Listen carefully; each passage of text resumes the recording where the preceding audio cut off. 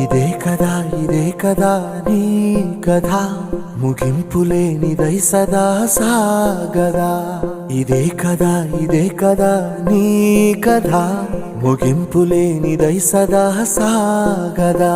నీ కంటి రెప్పలంచున మనస్సు నిండి పొంగిన ఓ నీటి బిందువే కదా నువ్వెతుకుతున్న సంపద. ఒక్కొక్క జ్ఞాపకానికి 100 ఏళ్ల ఆయువుందిగా, ఇంకెన్ని ముందు వేచనో అవన్నీ వెతుకుతూ పదా.